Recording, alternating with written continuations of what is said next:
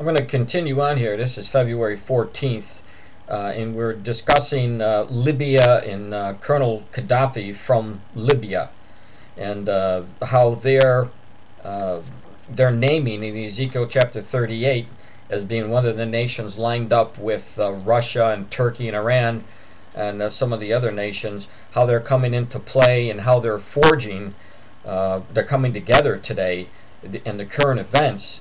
And we see this, and primarily because of they don't even know this, but what they're doing is they're setting up the events that are going to be taking place in a not too distant future that will fill both Psalm 83, that war, and the Ezekiel war.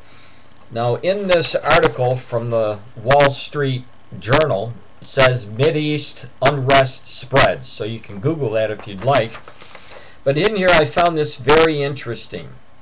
It goes, Mr. Mubarak's resignation has also emboldened protesters throughout the Middle East, where opposition movements are aggressively calling for political freedom.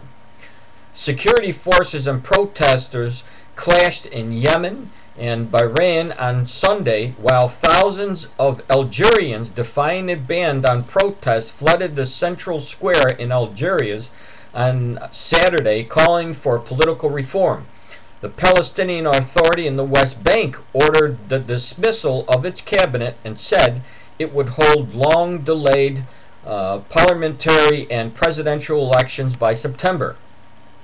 And in Iran, get this now, Iran is also named in Ezekiel, and they're very influential in the Middle East as far as trying to get the Palestinians in Lebanon and Syria to mount an attack on Israel. It says, and in Iran, the opposition leaders planned a demonstration on Monday in solidarity with Egyptian and Tunisian revolts. The streets of Tehran rocked to the chants of residents shouting death to the dictator and God is great Sunday night, according to the witnesses in the videos posted on YouTube.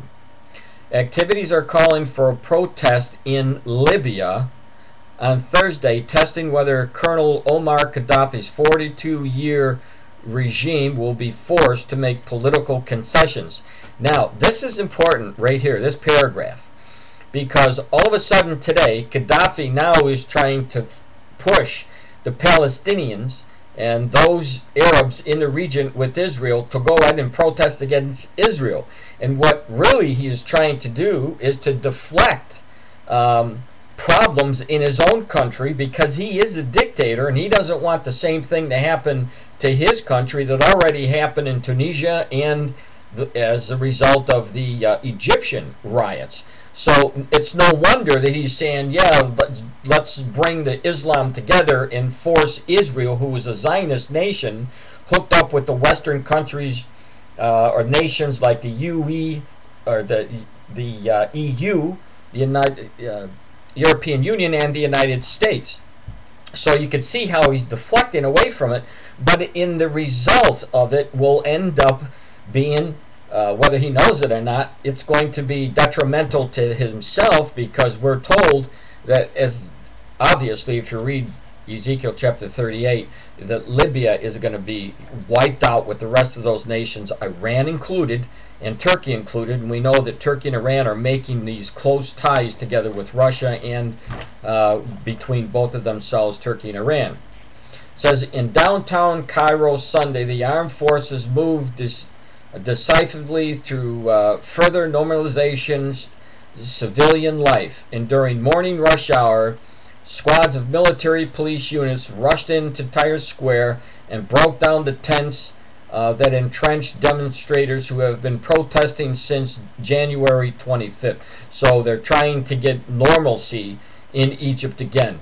But let's not forget what Colonel Gaddafi is trying to do here, because he is trying to divert the attention on his dictatorship, his country, and he's trying to get these people who have supposedly been opposed by Israel to go ahead and fight against Israel. But actually, what he is doing is playing right down the road to prophecy, and you needed to know it, because we see these things and where they're headed, And to me, it's exciting because I know that prophecy has to be fulfilled, and it will be. Now, exactly how it's going to come to about, we can only surmise by what we're seeing. I mean, things could change, but what they are saying about, forcing these enemies of Israel to come together against Israel, they're playing along the lines of exactly what we see in Psalm 83. So let's pay attention to the news and watch what happens.